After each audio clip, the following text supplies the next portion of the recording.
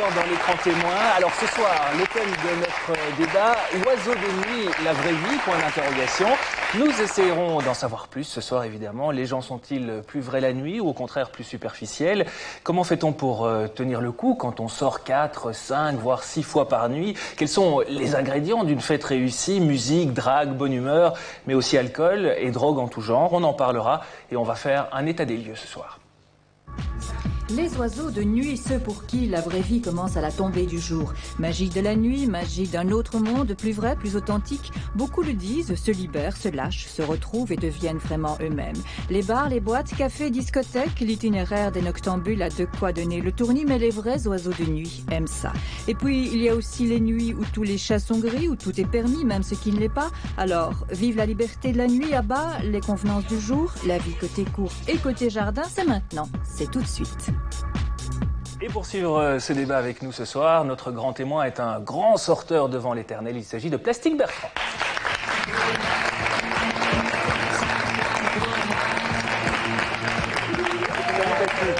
Bonsoir, bonsoir Thomas. Alors, oui, je dois me rattraper parce que tout à l'heure en radio, j'avais dit que vous étiez juste un ancien sorteur. C'était un scandale. J'écoutais, j'étais dans la voiture pour venir faire l'émission et j'ai entendu Plastique Bertrand avant il sortait. Non, ça continue, j'adore ça. Jamais je pourrais m'arrêter. Mais quoi, c'est non-stop? C'est tous les jours. Tous les jours jusqu'à Oui, sauf quand je fais les afters. Alors je passe quand même un jour, tu vois. C'est non, mais jusqu'à quelle heure? La nuit. Bon, en général, vers, je sais pas, 6-7 heures du mat.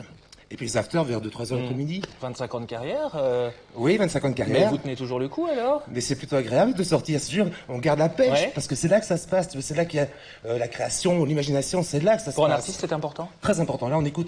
Il y a la Sundance qui est très importante, ça m'inspire à mort. Alors, l'actualité, c'est un nouveau CD qui sort en septembre. Enfin, un nouveau CD. Oui, enfin un nouveau CD de Plastique Bertrand. Ça faisait une dizaine d'années que j'ai rien enregistré, puis là, enfin un nouveau CD, et puis c'est une grande année aussi, parce que c'est mes 25 ans de carrière, mon petit gars. Ça ne nous rajeunit pas. Oui, je vais te parler. Félicitations. 25 ans depuis Ça plane pour moi, depuis une fameuse émission chez Drucker en 77. Le 6 novembre 77, c'était la première télé chez Drucker. Et puis on va fêter ça au Cirque Royal le 15 novembre. C'est un grand spectacle avec des invités surprises. Vraiment faire une grande fête. Très bien. Tu viendras. Hein. Ouais, évidemment. Et puis on sortira. Et puis on sortira. Et puis avec lui, je suis clair, c'est clair, on va sortir. Le roi de la teuf, le roi de la fête, ben vous serez là pour suivre le débat, pour donner votre avis, nous faire part de votre expérience aussi. Mais tout cela évidemment après le film, puisque c'est le principe de l'écran témoin. Le film, c'est Jet Set, que vous avez vu. Oui, j'adore. Vu, de Fabien Otteniente. L'histoire de deux potes qui ont un bar dans banlieue parisienne, un bar qui est au bord de la faillite. Alors ils envoient un ami à eux, infiltrer la Jet Set parisienne que vous connaissez aussi très bien, Plastique, avec pour mission de les ramener ces VIP jusqu'au Petit Troquet. Une comédie assez déjantée avec notamment Lambert Wilson, Ornella Muti, José Garcia ou encore Bruno Solo. Voilà, je vous souhaite un bon moment comédie. Et puis on se retrouve aux environs de 22h10 pour le débat. À tout à l'heure, bon film.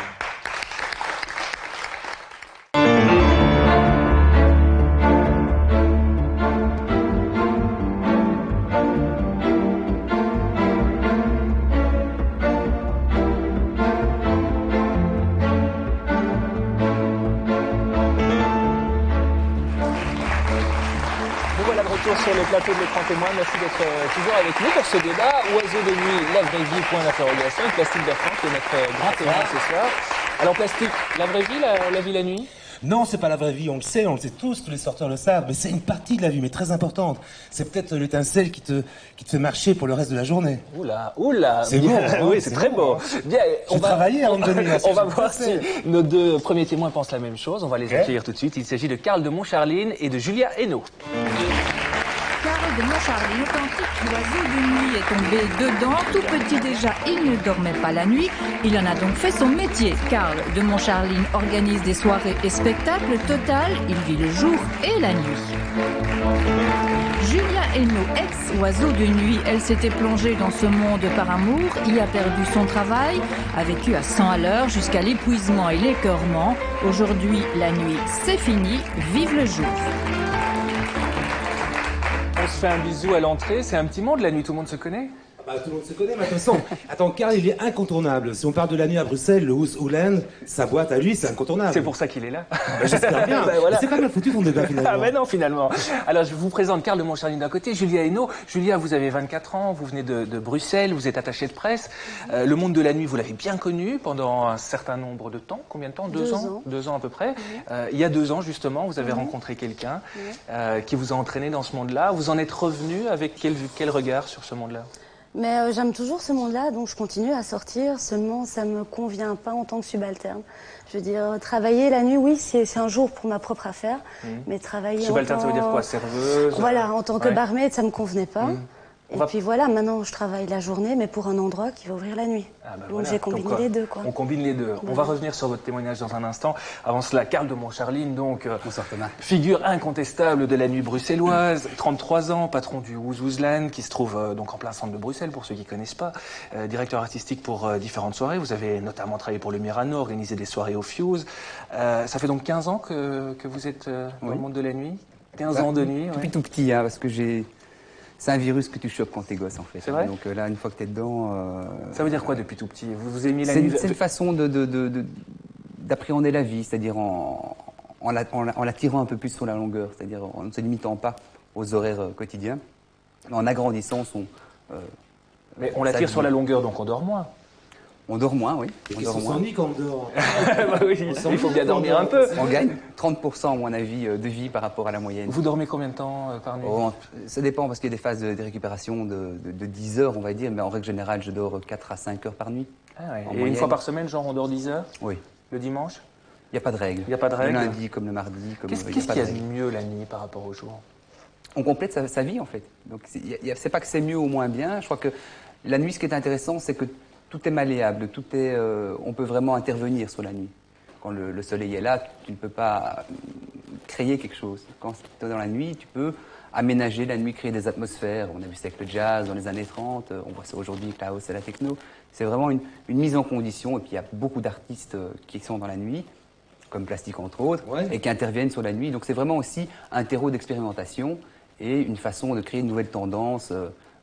Ça se passe là aujourd'hui. On a un rôle d'explorateur, quoi. Ça se passe là aujourd'hui. C'est vrai, les contacts se font là, en tant qu'artiste, justement. Enfin, moi, je bosse pas. En tout cas, je signe jamais de contrat le soir. Parce que parfois, c'est pas très clair. Faut se méfier parfois avec moi. C'est avec toi. Mais je dis, c'est vrai que la nuit, la scène dance a pris une telle importance, et ça se passe dans les boîtes. La meilleure preuve, c'est qu'aujourd'hui, les stars aujourd'hui sont presque plus des chanteurs, ce sont des DJ. C'est les DJ qui sont les maîtres de cérémonie, c'est les DJ qui font la musique aujourd'hui, et c'est devenu vraiment des vrais artistes. Et en plus, la nuit, il y a ce côté aussi, tu sais pas que le mec ou la fille qui est en face de toi, tu sais pas s'il est banquier, si elle travaille à la poste. Et on s'en fout, c'est pas ça le problème. C'est d'être ensemble dans une espèce de folie, dans une espèce de mouvement, être ensemble. C'est l'inverse, en fait, de cette société difficile à vivre tous les jours. La nuit, on est ensemble. Moi, j'ai ce côté-là, quoi. On fait la fête ensemble. Il y a un truc ensemble. C'est rare aujourd'hui. C'est pas un peu superficiel, Karl? Ah, pas du tout, pas du tout. Je crois que les gens peuvent être superficiels ou ne pas l'être, que ce soit la nuit ou le jour. On peut très très bien se trouver confronté à un imbécile dans une administration en journée, comme à quelqu'un d'imbécile la nuit. Mais ne prends pas des exemples, ça il va te mettre mal à l'aise. quel genre de gens quel genre de gens gens fréquentent les boîtes? Ça dépend des boîtes déjà. Il y a plein de types de sorteurs. C'est des groupes de gens, on va dire. Ils fonctionnent en tribus, donc il y a des tribus qui sont plutôt drum and bass, on va dire, ou des tribus qui sont plutôt bourgeoises ou des bourgeoises. Oui, il y a des noms qu'on donne aux tribus, comme ça, les tribus de sorteurs. Ça sort dans des lieux, donc il y a une partie de la population des tribus qui correspond plus ou moins à 30% qui tournent partout, donc qui est assez ouvert d'esprit, c'est celle que je préfère. Et puis il y en a d'autres qui sont plus radicaux, on va dire, donc qui n'écoutent que de la drum and bass ou que de la house. Tu vois, c'est quand même très lié à la musique, hein, par le drum and bass. Ouais, c'est très lié à la musique aussi, c'est très très très très fort. Une soirée de sortie, ça s'organise comment? C'est d'abord quoi? Un bar, un resto d'abord? Je sais pas, parce que moi j'organise des soirées aussi, donc je ne danse pas en fait, je fais danser, en gros. Donc déjà on n'a pas cette façon de bouger, on va dire, du grand public. Donc on voit la chose différemment. On va plus regarder comment les gens bougent, ce qu'ils aiment pas, on s'intéresse à ce qui se passe en international, etc. Donc on a une mobilité qui est un peu différente. Mais je crois oui que c'est le schéma classique, donc, sauf qu'on n'est pas en Angleterre. En Angleterre, ça commence dès la sortie du bureau. Ouais, c'est très différent aussi, c'est de plus en plus tard. Alors pourquoi, oui, ça c'est vraiment une question que j'ai envie de poser. Pourquoi ça commence à 3h du mat? Je crois qu'il y a 2-3 explications. Une des explications, c'est que on se fait... Ardisson qui finit tard. Ouais. C'est Ardisson, c'est possible. Ça fait partie de la fête aussi, le côté décalé d'Ardisson peut-être, ou de Thomas Van Damme le lundi. Oui, bien sûr. Et tout le monde sort après le lundi. Le côté très décalé même. Oui, oui. Non, mais il y a ce côté, c'est vrai qu'on est à la maison, il y a le côté séduction. C'est vrai que la nuit, on a envie de séduire. Je pense aussi qu'on cherche, comment on va s'habiller, comment on va séduire. On imagine des choses, et puis le temps que les copains arrivent, on en discute, on boit un coup. Ça prend du temps tout ça. Et finalement, c'est vrai que les soirées démarrent aujourd'hui vers 2h du mat. Oui, trop tard, avant 1h30, 2h du quand matin. même. Voilà, avant ça, c'est pour rien, récupérer le lendemain. On a essayé, donc moi j'ai essayé au tout début que j'ai commencé dans la nuit à faire des événements avec des expositions au début de soirée, etc. Ça draine une partie du public, mais ça reste encore un petit noyau assez difficile pour faire démarrer vraiment une soirée. Donc il faut vraiment attendre 1h30 du matin pour que ça commence. Karl a raison. En Angleterre, par exemple, ils sortent après le bureau, ils enchaînent, ils vont bouffer un petit truc. Mais les clubs sont fermés très tôt aussi en Angleterre. Oui, parce qu'il y a des dispositions légales aussi. Tout à fait. Enfin, ils les contournent. Parce qu'il y en a d'autres qui ouvrent à l'heure où ça ferme, etc. Donc, Mode d'emploi d'un sorteur, on vous a suivi, vous avez été notre guide dans Bruxelles, vous connaissez bien les endroits branchés. là, on connaissait de faire un petit tour, parce que le plaisir était là, c'était de faire découvrir aux auditeurs qui nous regardent et qui ne connaissent pas forcément Bruxelles, leur donner un peu envie de venir et montrer un peu la diversité qu'il y avait et dans la population et dans les endroits. Eh bien, on vous suit, c'est parti, allons-y.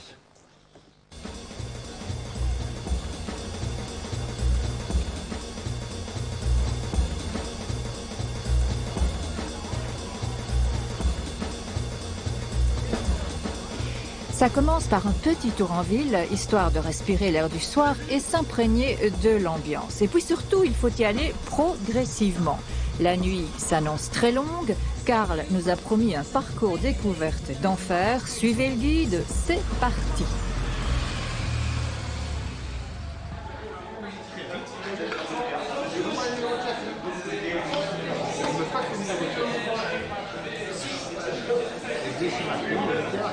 En fait, ici, c'est un petit endroit super sympa où tu peux venir manger un petit sushi. C'est pas trop lourd pour commencer la soirée. Comme on n'a pas fini de manger, parce que moi j'aime bien grignoter à gauche à droite un peu à l'espagnol, eh bien, je trouve que c'est une bonne petite base pour commencer la soirée.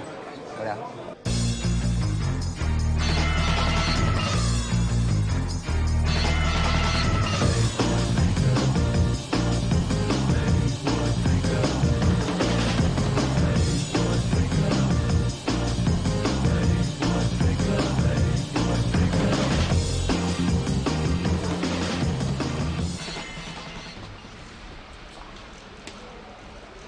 En fait, Bruxelles, c'est très convivial.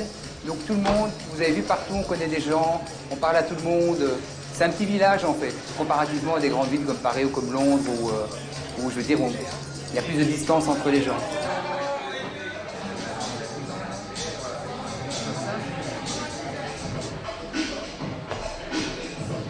Voilà, en fait, ici, ce qui est vraiment super sympa dans cet endroit, c'est que via des petites vidéos, il fait la promo des soirées qu'on organise. Donc, par exemple, là, il y a Chantal Goya quand elle était venue au Zouz, avec Casimir, Noam, le chanteur de Goldorak. Et donc, on voit les images de la soirée qui a eu lieu. Et donc, ça donne envie aux gens, au-delà de faire pipi, ça leur donne envie d'aller aux soirées. Voilà, la soirée va enfin commencer. On a fait beaucoup d'endroits, c'est pas ce que je fais d'habitude, bien évidemment, mais j'avais envie de vous faire découvrir Bruxelles un petit peu quand même.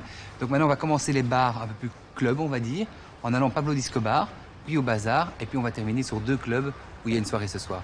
Vous me suivez ? Je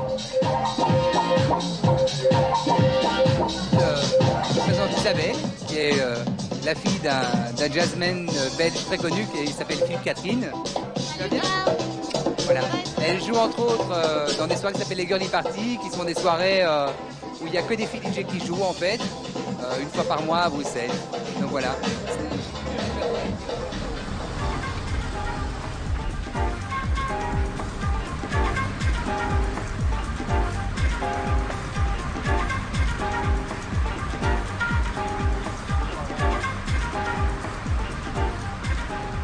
Donc en fait aussi on arrive au bazar, j'espère qu'il y a un peu plus de monde qu'ailleurs parce que Bruxelles est fort calme ce soir. Et on va essayer de trouver le mot de passe pour rentrer à la soirée Alcacelser juste après.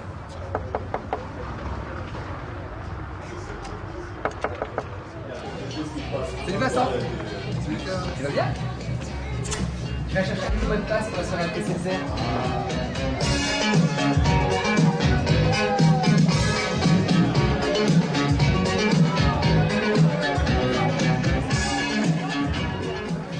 J'ai le mot de passe, on file à la LKCLZR, je crois qu'on va s'amuser. Donc, deux personnages vraiment symptomatiques de la nuit, madame et monsieur, qui sont des DJ et qui organisent en fait les soirées LKCLZR. Alors Philippe, dis-moi, j'ai oublié ta fille, excuse-moi. Dis, en fait depuis 20 ans que tu es dans la nuit, est-ce que sincèrement tu t'en lasses pas? Non. Ah non, ça va aller. Mais non, je m'en lasse pas. Demande à madame.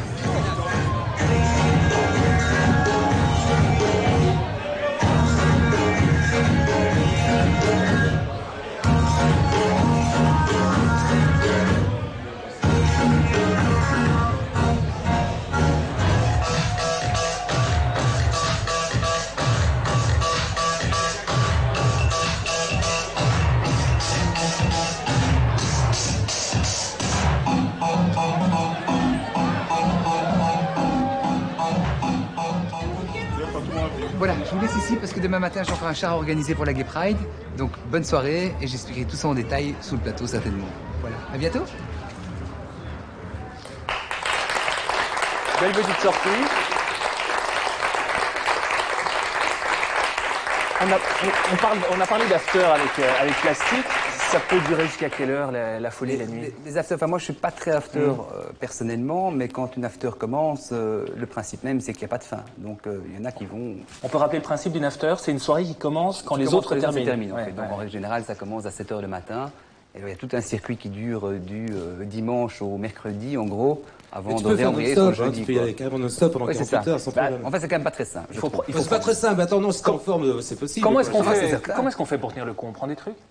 Écoutez, moi, je ne pratique pas les afters parce que je trouve qu'il y a une certaine heure dans la nuit où ça devient un petit peu, on devient un peu zombie. Ouais. Et donc, moi, ce n'est pas le type de population que j'aime bien fréquenter dans la nuit. J'aime bien quand ça se termine de manière honorable, on va dire. Dans les afters, c'est pas toujours sordidos. Ceci dit, je crois que ce qui est agréable dans l'after, c'est le côté imprévu de la chose. C'est-à-dire, je suis pas quelqu'un qui irait volontiers dans une after après un samedi soir ou quoi. Par contre, je crois que quand on est dans un circuit, qu'on sait s'entraîner parce que les gens sont sympas autour de soi, etc., et qu'on termine à des heures pas possibles le lendemain matin, là, je crois que ça a tout son charme. Oui, pardon. Non, je vais te dire simplement pour les afters aussi, on tient le coup parce que aussi, j'ai l'impression que en boîte, on boit de moins en moins d'alcool hard. Il y a beaucoup de mômes qui font des soirées à la flotte ou au coca ou des trucs comme ça. Ou au Red Bull. Oui, je sais pas, moi je vois vraiment beaucoup de gens qui fonctionnent avec des soft drinks. Toute la soirée, ils sont encore en forme, à 2h d'après-midi, tu les retrouves. Ouais. Ils sont clean, ils sont fatigués, mais ils sont clean. On va pas se voiler la face, je veux dire, la drogue, ça existe dans les boîtes, je veux dire. Non, mais ça existe dans la vraie vie, enfin, quelque part dans la vraie vie aussi. Mais ça existe plus dans les boîtes, quoi. Je veux dire, on n'a pas inventé dans la nuit, ni moi, ni Benoît du Milieu derrière, on n'a pas inventé le champignon. Ouais. Hein, donc ça date de néolithique, même peut-être avant. Champignon hallucinogène. Le champignon en règle générale. Non, mais je pense pas que c'est la boîte qui génère depuis toujours. La drogue, c'est pas ça du tout. C'est facile, tu vois. C'est comme quand la techno est arrivée, on a dit ah oui, c'est une musique de drogué, ou quand le punk est arrivé, chaque fois qu'il y a un truc un peu nouveau, un phénomène, on dit c'est vraiment le grand coupable, c'est ça. C'est pas les boîtes. C'était le cas dans le jazz, c'est le cas dans le jazz aussi. C'est pas les boîtes qui créent tout ça. Julia, vous qui avez connu ce monde de la nuit. Il y a quand même beaucoup de gens qui boivent, beaucoup de gens qui se droguent, non? Ouais, mais comme partout, il y a aussi le petit prolo qui, à 6h du soir, va prendre son apéro avec ses copains et qui rentre à minuit chez Bobonne. Qu'est-ce que vous en pensez, vous, de ce que fait Médecins du Monde de ce que fait Médecins du Monde en France? Ils installent des stades où ils testent les extasies pour faire de la prévention plutôt que de la répression. Il y a une entreprise, plutôt, un organisme de gens généralement bénévoles qui s'en occupent en Belgique qui s'appelle Modus Vivendi et qui font ce type de testing. Ce qui est dommage, c'est que le pouvoir politique et le pouvoir judiciaire ne prennent pas la pleine mesure des ravages que ça peut occasionner chez des gens qui n'ont parfois pas, parce que leur tissu social ne s'y prête pas, ou parce qu'ils ont des problèmes psychologiques ou autres, n'ont parfois pas toute la réserve nécessaire à la consommation de stupéfiants en règle générale. Et donc je crois que le fait qu'un pouvoir, quel qu'il soit, ne prennent pas compte et jouent la politique de l'autruche avec de temps à autre des grosses descentes médiatiques, comme ce fut le cas chez moi il y a quelques années, juste pour se donner une bonne apparence, comme on fait les alcotests avant les fêtes, je trouve que c'est dangereux. Voilà. Mais je trouve qu'il n'y a pas assez d'informations et c'est dommage tout ce qui se passe, tout ce qui est fait justement pour sauver les mômes de trucs minables, c'est vachement bien, quoi. Et c'est vrai au niveau de l'alcool aussi. Je pense au Bob, tu vois, c'est le Bob, le mec qui boit pas. C'est vachement bien tout ça. On parlera de la drogue tout à l'heure avec un médecin qui sera invité sur ce plateau. J'ai envie d'interroger Frédéric Bréban, qui est journaliste lifestyle, on peut dire ça? On peut dire lifestyle. Spécialisé dans les tendances au week-end Le Vif l'Express, aussi sur la première chez Jean-Pierre Autier, le matin, une fois par semaine. On a parlé de drum and bass, on a parlé de techno, on s'y retrouve pas entre tous les genres, tous les styles. On peut vraiment classifier ça par genre? Oui, je crois qu'il y a une palette de plaisirs nocturnes, mais qui est en train de changer aussi. Plastique parlait de la possibilité de sortir seulement à partir d'1h, 2h du matin. Si on sort avant, c'est un peu ringard. Mais il y a des alternatives qui se font pour les générations. Quoi, par exemple? Peut-être la génération à laquelle j'appartiens, disons. Un vieillard. Non, disons, allez, on va compter large, 25, 40 ans. Mais même petit gars qui me passe sur leur feuilleton, quand même. Alors, pour cette génération-là, il y a d'autres plaisirs qui se mettent en place. Les gens n'ont pas nécessairement envie de sortir à partir de 2h du mat, rentrer à 7h du matin, complètement claqué et d'avoir la semaine qui est foutue en l'air. On peut imaginer, et ça existe à Londres, ça existe en Allemagne, ça existe maintenant ici même à Liège. Il y a un établissement qui s'appelle la Sound Station qui lance des soirées, ce qu'on appelle les 7 to 1 en français, de 7h à 1h évidemment du matin. Donc on commence à 7h du soir, un peu, vous connaissez la série Ali McBeal, tous ces gentils avocats beaux et dynamiques. Après le boulot, on va dans un bar, on grignote quelque chose, on fait quelques pas de salsa, on rentre vers minuit et comme ça, on est dans la bonne société de consommation, dans le bon marketing et on peut être frais et dispo le lendemain. Oui, mais ça, c'est un peu japonais aussi, tu vois, les mecs qui quittent le bureau, qui vont vraiment se boire leur bouteille de pour saké, décompresser, oui, c'est ça. Pour décompresser, mais c'est quelque part convivial, je trouve, parce que là, tu sors pas avec tes copains, là, tu sors du bureau, tu sors avec tes potes du bureau et tu laisses maman à la maison. Et tes potes aussi. Maman peut venir aussi, tu prends une babysit. Donc voilà, il y a d'autres plaisirs qui se mettent en place pour une génération, je dirais, qui a la trentaine, qui est aussi nostalgique des soirées quand ils avaient 18, 20, 22 ans. Et cette génération-là, on a utilisé un nouveau terme pour la définir, c'est l'équidulte. L'équidulte, c'est aussi un terme anglais. Contraction enfant-adulte. Voilà, c'est un mot valise, kid, enfant, adulte, ça forme l'équidulte. Ils sont un peu. C'est ce qu'on a vu dans le Pipi Room, avec Chantal Goya. J'étais à la soirée de. Qu'est-ce que là d'abord?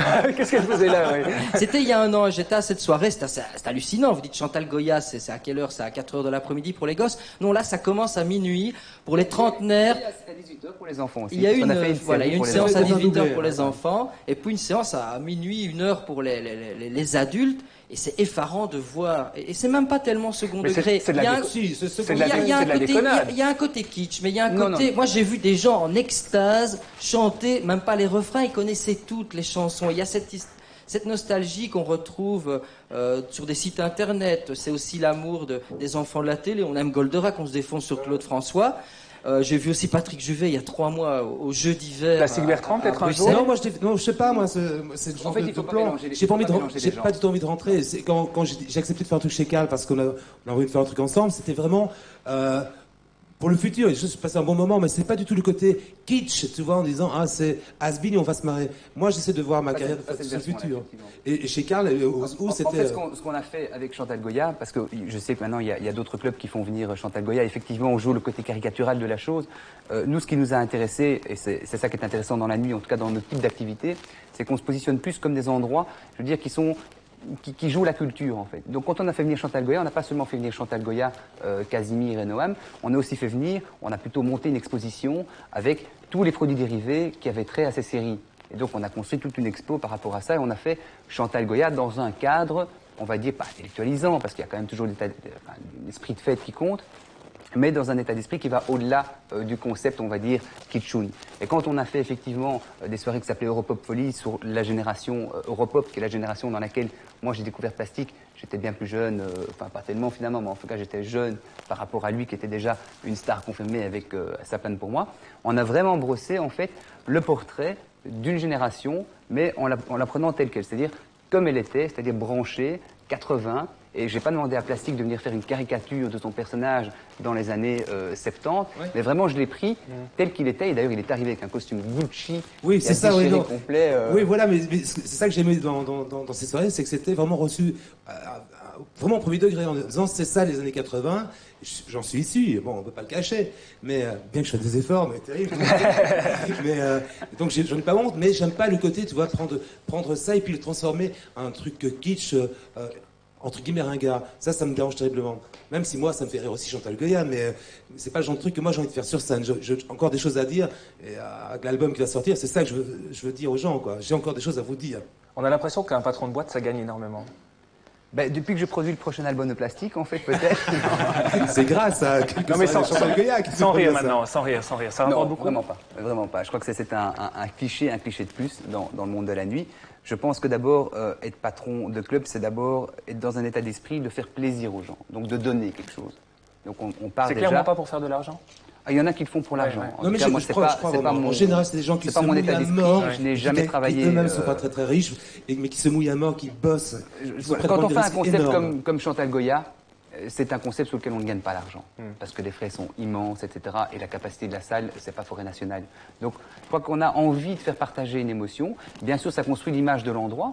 Donc, ça aide à l'image de l'endroit. Et ça me permet d'être assis en face de toi aujourd'hui. Je suis très fier. Non, mais c'est vrai, il y a plus. C'est pas l'argent qui motive C'est la pas du tout ça, chose. C'est l'argent. la volonté de créer, la Puis volonté ça coûte très d'amener des cher. Une choses. structure qu'une boîte, c'est très cher. Moi, je sais, les travaux que Karl a fait au Zoo, c'est monstrueux, quoi. L'isolation, les trucs comme ça, c'est beaucoup d'argent à investir. Et Beaucoup de soucis avec la ville aussi. beaucoup de soucis avec la ville. L'ancienne ville. Ouais. Avec l'ancienne Ce qui est pas normal. Alors que, Plastique. bon, il bouge beaucoup, il fait bouger la ville. Vous connaissez Bouldou, Oui, bien sûr, je connais, qui est oui. une grande figure de la nuit liégeoise. Vous avez 48 ans. Vous les faites pas. Hein. Oui. Tu me l'as pas dit ça. Je suis très vexé. Je vais quitter ce plateau. Vous avez Je suis très votre vexé. propre café-concert qui est le Bouldou. Ah oui, c'est ça. Vous avez commencé par le Trou Perrette. Ah oui. Ouais, très connu. Puis il y a eu le Potolet, la Chapelle, l'Aquarelle, le Trou d'Amet. Tour d'Amet. Presque Trou d'Amet. Tour d'Amet. Non. Pardon. Ça fait donc 28 ans que vous vivez la nuit. Il y a déjà une différence entre Liège et Bruxelles. La nuit n'est pas la même. Mais Karl disait qu'une ville comme Bruxelles, si tu veux, par rapport aux mégapoles comme Paris et Londres et autres, était chouette parce que c'était plus convivial. Liège, tu rétrécis encore assez bien. Et au niveau des de plus en plus distances, convivial, c'est vrai. au niveau distance, on l'a vu prendre sa voiture à Liège. Je sais qu'il y a de très très chouettes. Non seulement c'est la cité ardente, c'est très très chaud, Bonne ambiance. mais tu poses ta bagnole et tu la reprends vers 6, 7, 8 heures du matin. c'est quoi, fabuleux. quand les- Incroyable. Ouais. C'est fabuleux. C'est J'adore bistrot, sortir à Liège, bistrot, vraiment, café ouais. concert, bistrot, Il se club, passe des resto. choses. Je dirais même plus de choses à Liège qu'à Bruxelles, par exemple. À Liège, tu peux sortir à 2h du matin en semaine, 3h du matin. Oui. À Ouais, mais Bruxelles, ça on se dit quand on est bruxellois, et quand C'est on dit vrai les gens, on se dit c'est Bruxelles, et quand L'herbe on est toujours Ah, plus mais verte moi, j'ai ailleurs. toujours c'est ça, l'impression, je sais pas, je suis venu à c'est- Liège, je me suis toujours amusé, mais en pleine semaine, 3h du matin, il se passe des choses. À Bruxelles, c'est vrai qu'on rame un Mais peu. toi, tu sais pas t'embêter, Plastique, de toute façon. Non, mais je m'ennuie C'est pas. impossible. Non, mais j'aimerais qu'il y ait encore plus, tu vois. Mais c'est vrai qu'à 3h du matin, un mardi à Bruxelles, tu rames un peu pour trouver des choses à faire. Bouldou, On les invente. quel genre de gens fréquentent votre établissement?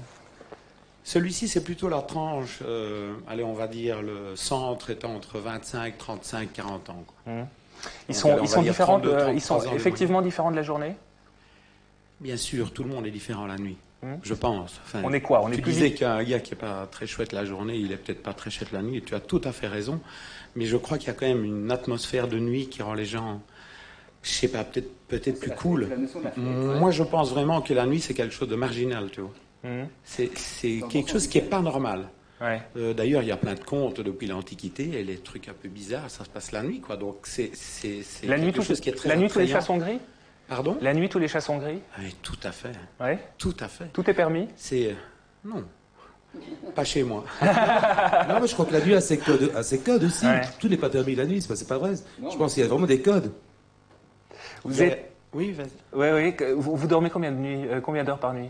Oh, à peu près. Ce que Karl a dit, finalement, Karl, je l'avais jamais vu, mais je crois qu'on a beaucoup de choses à se dire parce qu'il disait que quand il était petit, il essayait d'avoir du bois de rallonge. Et moi, je me rappelle très bien, vers 9 ou 10 ans, je descendais tout doucement les escaliers pour aller jouer en black par rapport à ma mère, bien sûr, en grande cachette, aux échecs avec mon père jusqu'à minuit, quoi. Alors, c'est pas très intéressant. Luc Varenne, il faut- ah Ouais, la radio, c'est culte. France Inter toute la nuit.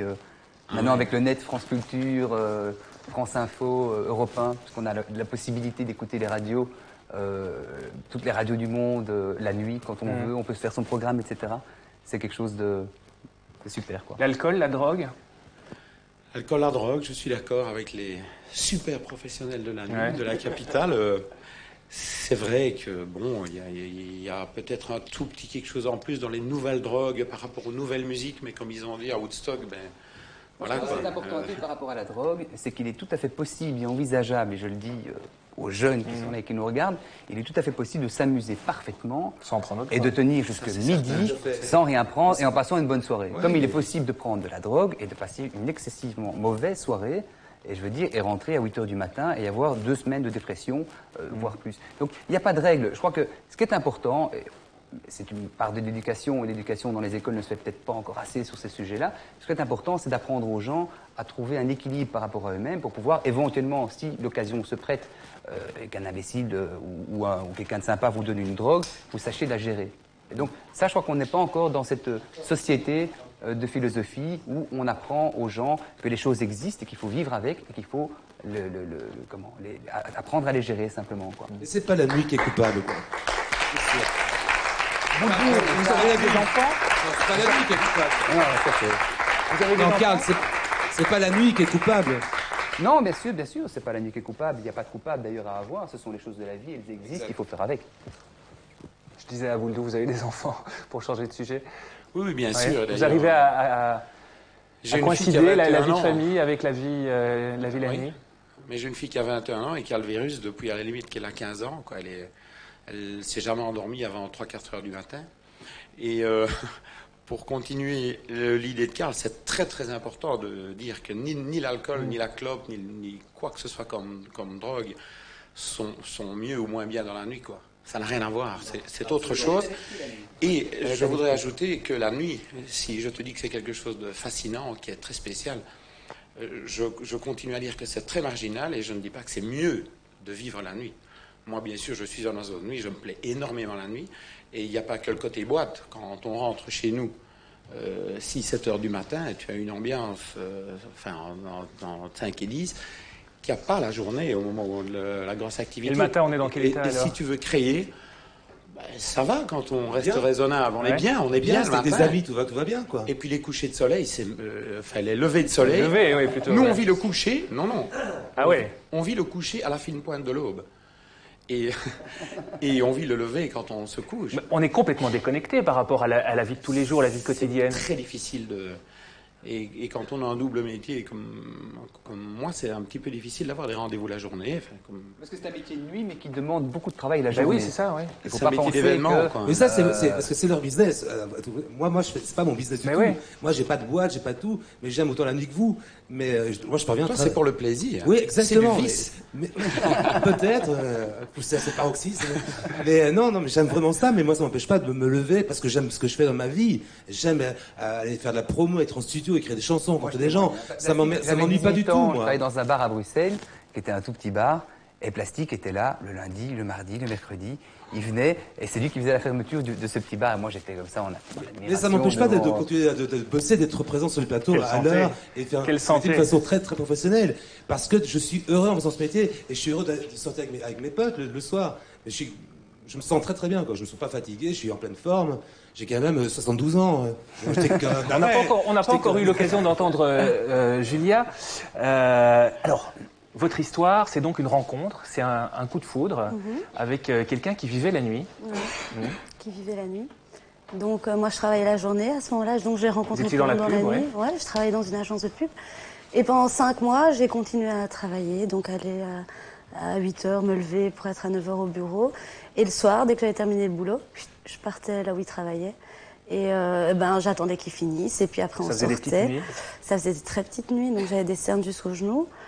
Et après 5 mois, j'ai décidé... En fin de compte, je m'amusais bien. Je découvrais un autre milieu avec lui. Il connaissait pas mal de gens, on rigolait bien. Et j'ai laissé tomber le boulot la journée. Et j'ai commencé à travailler dans l'endroit où je sortais tout le temps, en l'occurrence chez Karl.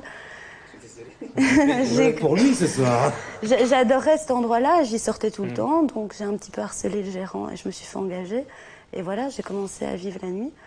Je travaillais 2 fois par semaine. Tout le reste de la semaine, je sortais avec mon copain. On gagne beaucoup d'argent quand on travaille la nuit?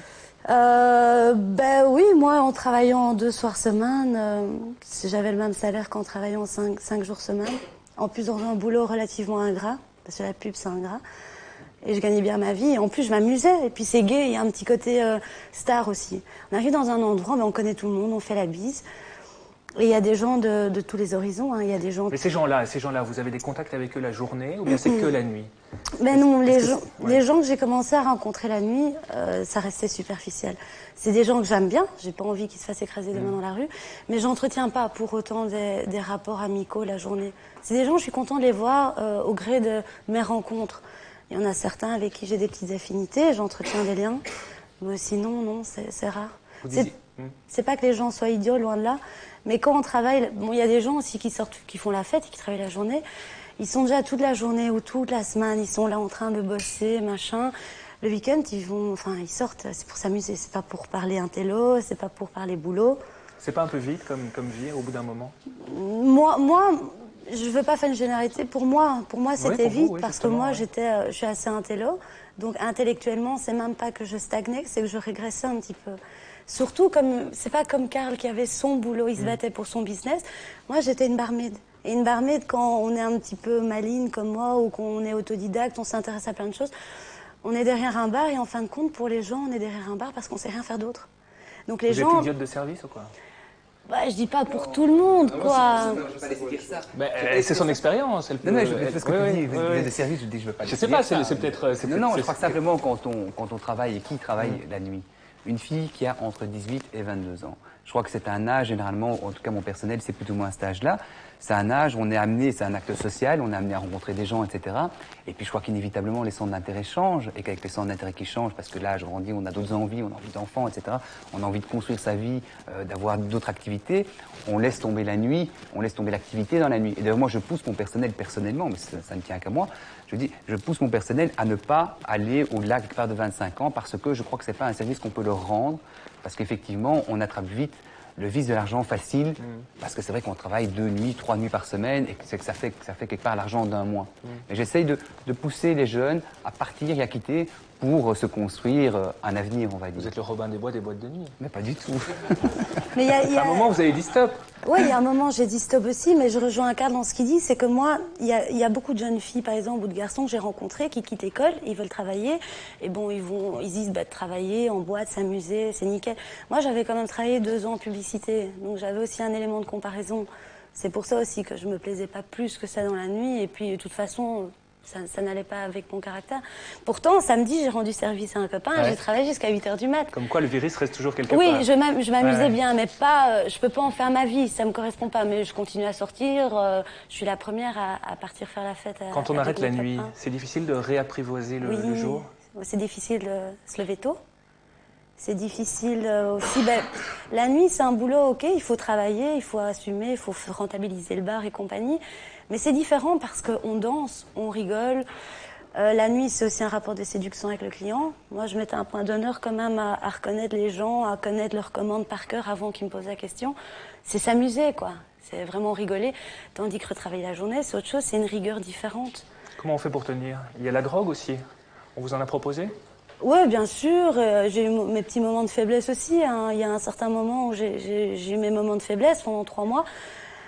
Bien sûr, mais ça, il y a des gens la journée qui tapent autant dans la drogue que c'est dans la nuit. Je pense que faut pas croire non plus que la nuit égale drogue. Bon, Jean-Claude Soutens est avec nous également. Où est-ce qu'il est, Jean-Claude? Il est là, Jean-Claude.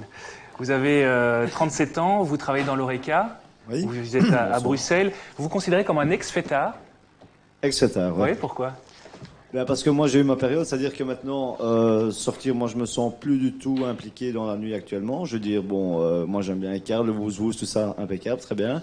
Mais j'y trouve plus ma place. C'est-à-dire que moi j'ai vécu la nuit dans les années 80 et début des années 90, avec des clubs qui n'existent malheureusement plus à Bruxelles, comme Plastic a très bien connu, le Garage, le Memphis. enfin, tous des endroits comme ça, qui étaient très branchés à l'époque, avec un public vraiment, enfin, c'était chouette. C'était une autre mentalité, c'était une autre ambiance. Qu'est-ce qui a changé? Qu'est-ce qui n'est plus chouette dans la nuit maintenant? Ah, je dirais pas qu'il y a rien de plus chouette. Je crois que c'est différent, tout simplement. Je crois que c'est différent. Tu as fait 18 ans, mais Plastique non plus. Mais tu vas arrêter. Pardonne-moi, Plastique. C'est une élégance, là. C'est une élégance, vraiment. Mon avocat. Moi, sur mon maître patrimoine, je fais juste aparté, je te rends la parole tout de suite. J'ai commencé il y a 15 ans. Et tous les ans, j'ai des gens qui me disent « Ah, c'est plus comme avant. Ah, c'est plus comme avant. Ah, c'est plus comme avant. » Et je crois que, simplement, il est clair que quand on a 18 ans et qu'on découvre la nuit, qu'on découvre les gens, moi je vois les petites filles qui viennent chez moi et qui crient, qui voient leur meilleur ami dans le couloir, ils sont là, ah, comment tu vas et tout, ils se serrent et tout. Bah, il est clair qu'à 23 ans, ils n'ont plus le même type d'attitude.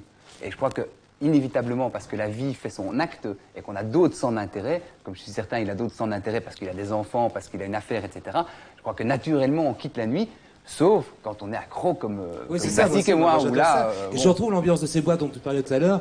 Moi, je retrouve le même feeling, la même énergie, la même envie de s'amuser. Je retrouve aujourd'hui, même si le décor a changé, la musique a changé, mais c'est la même attitude. Les petites filles qui waouh, super. Parce que toi et moi, Plastique, on aura toujours 18 ans. Mais si tu rattrapes un peu sur le ça veut dire que j'ai déjà vu à mon âge. Non, mais je vais rester dans le coup, mais je veux dire par là, c'est les aléas de la vie qui font qu'à un moment donné, on prend du recul. On a d'autres ambitions, on a d'autres envies, on en a parlé tout à l'heure, je vous ai un peu écouté. C'est vrai qu'il y a d'autres priorités, il y a des choses dans la vie qui interviennent et qui font que on n'est plus là. Et puis il y a les copains, il y en a qui se rangent, il y en a qui se marient, il y en a qui partent à l'étranger, il y en a qui ont d'autres fonctions dans la vie. Moi, j'ai vécu un très bon moment la nuit parce que moi, je travaillais en restauration la nuit. Je travaillais énormément avec tout le monde de la nuit, avec les filles qui travaillaient la nuit, je travaillais les taximens, je travaillais, enfin, et tout, les flics, les voyous, tout. J'ai travaillé à La Panthère, qui était un restaurant qui était très connu, qui a duré un peu plus de 30 ans. J'ai côtoyé pas mal de monde la nuit, et en plus, je sortais en plus. Alors on parlait, moi je voulais revenir un petit peu là-dessus, on parle maintenant des afters. Moi, je veux bien les afters, mais les afters, ça a toujours existé. Moi, je vais vous dire une chose, je vais donner l'exemple du Memphis. Moi, je sortais au Memphis la nuit du vendredi au samedi, la nuit du samedi au dimanche, et Plastique le sait très bien. On commençait au Memphis à 8-9 heures du matin, c'est là qu'on arrivait. C'est fabuleux. Ça durait jusqu'à midi, 1 heure d'après-midi. Et comme je le disais tout à l'heure dans les couloirs, on continue encore, on allait au Sablon boire le verre et un peu jouer les grands. Et puis, à la limite, quand c'était en été, on prenait encore quelques voitures, on se tapait Knock, on avait place Albert pour être vu, et pour voir et pour être vu, en fait. C'est une époque tellement formidable que moi j'ai voulu, avec Plastique justement, la recréer. Et c'est vrai qu'on a fait venir tous ces anciens DJ de toutes ces époques-là. Et c'est vrai qu'il y avait une convivialité à Bruxelles que je trouve qu'on a un petit peu perdu quand même, parce que les gens bougent différemment. Mais c'est vrai que tout ce côté urbain dont tu parles, c'est très chouette. Je vais vous couper parce qu'on a encore des invités qui suivent et on avance dans le débat. Malheureusement, on n'a qu'1h15. Alors je vais vous demander d'accueillir nos deux nouveaux invités. Il s'agit de Jean-Claude Frison et Mario Gotto. Jean-Claude Frison, comédien. La nuit, il aime. Pour son côté feutré, hors du temps. La nuit pour lire, écrire, écouter de la musique dans les bars pas trop bruyants, discuter avec les copains et refaire le monde. Mario Gotto, pas vraiment oiseau de nuit, mais adepte de l'opération Nuit Blanche. Il s'agit d'ouvrir la ville la nuit, théâtre, piscine, musée, bus et métro. Allumer la nuit, l'éclairer pour y vivre en toute sécurité. Messieurs, soyez les bienvenus. Mario Gotto, vous êtes liégeois, vous êtes l'organisateur des Nuits Blanches qui vont avoir lieu au mois d'octobre à Bruxelles et peut-être plus tard dans d'autres villes. Vous allez nous parler tout à l'heure de ce concept de Nuits Blanches, c'est rendre la ville aux citoyens la nuit pour faire la fête. Tout à fait. C'est bien résumé? Absolument. Parfait. Mais on va en parler dans un instant. Avant cela, Jean-Claude Frison, comédien, bruxellois. On peut vous applaudir en ce moment au Théâtre du Parc pour Un amour de vitrine de Richard Olivier où vous êtes derrière une vitrine. Oui, je suis en vitrine. C'est Star Academy version ou Love Story version. Oui, c'est un peu une critique de tout. De la télé-réalité. Voilà. Alors, vous êtes connu dans Bruxelles pour être un grand fêtard dans l'art. Oui, j'espère. Vous êtes un grand fêtard. C'est-à-dire que je suis devenu, par mon métier d'acteur, j'ai pas dit after, d'acteur, je suis devenu noctambule par obligation, et puis je le suis resté par habitude. C'est typique des gens du spectacle? Je pense, oui, parce que de toute façon, le métier commence assez tard, quand même vers 8 heures, et puis, enfin, c'est la même chose pour les chanteurs. Donc, on termine le spectacle, on va manger, et puis... Voilà, on salue, et puis on se dit, maintenant, on va manger un morceau, et puis, hop, après ça, les bars. C'est vrai, parce qu'on sort de scène, on est un peu à des piles électriques, oui, et puis, il n'y a pas question de rentrer tout de suite à la maison, parce que là, c'est la grande galère qui démarre, quoi. Il faut décompresser. Il faut que tout se décharge, toute l'énergie qu'on a accumulée. Enfin, en tout cas, je crois que c'est le cas de la plupart de mes amis acteurs. je crois qu'il faut décompresser parce qu'elle se mettre au lit tout de suite après avoir joué, c'est pas possible. Pas possible. Alors quel genre de gens vous rencontrez dans le monde de la nuit? Les gens sont-ils si différents comme on en a parlé là dans le monde présent? de la nuit, non. Enfin, c'est-à-dire que moi je rencontre beaucoup d'artistes forcément. Malheureusement, pas tellement on n'est pas tellement en contact, par exemple, les chanteurs ou les acteurs. Non, mais c'est ça, ceci l'a dit, c'est très amusant, parce que c'est vrai que les acteurs sortent avec les acteurs, oui, les chanteurs avec les chanteurs, et on mélange pas le linge, non, là, tu les vois. écrivains avec les écrivains. C'est vrai, et on a vraiment nos peintres avec les on a le circuit, ou quoi? On a le circuit. Et de temps en temps, le bonheur fait qu'il y a des rencontres qui se passent. Oui. Ça, c'est du vrai bonheur. Et les présentateurs télé, ils vont où? À la maison, Surtout quand ils sont désagréables comme ça, à la maison. Mais c'est vrai qu'il y a on a des circuits d'acteurs, et puis c'est bien quand ça se mélange quand même. Tout à fait. C'est trop triste, parce qu'on fait quand même quelque part le même métier, mais c'est vrai que chacun ses circuits. Un copain la nuit reste un copain le jour? Ah oui, je pense, oui. Parce que on devient copain surtout parce qu'on sort la nuit et qu'on se voit rarement le jour. C'est-à-dire que je crois que moi je me suis fait beaucoup de copains, par exemple, même des acteurs qui ne sont pas, qui sont français, par exemple Francis Perrin, qui est un de mes meilleurs amis.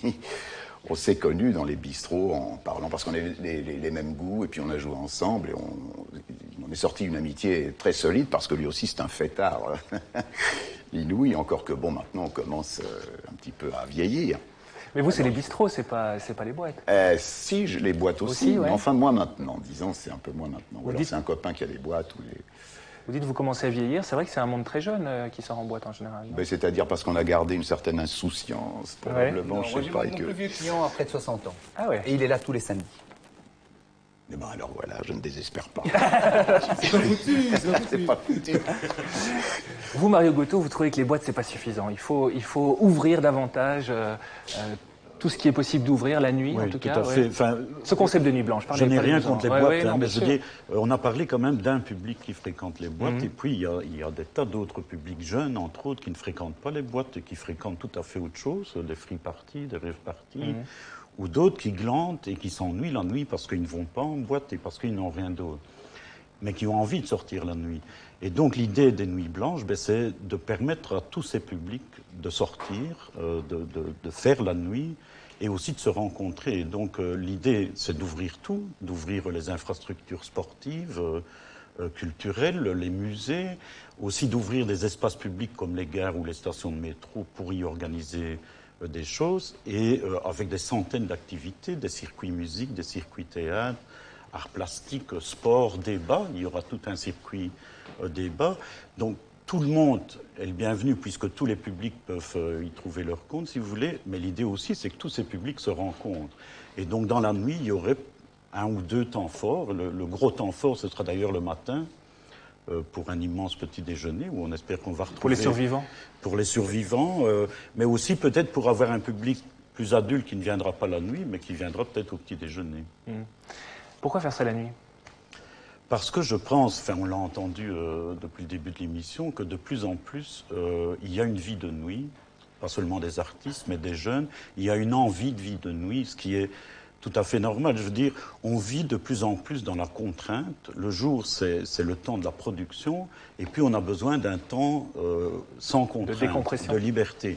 Ça, c'est une première chose. Puis je pense que chez les jeunes, ça c'est de tout temps, c'est pas seulement les jeunes d'aujourd'hui, je pense qu'on a toujours en permanence chez les jeunes une recherche d'anticonformisme, de sortir des cadres définis et d'aller contre le cadre.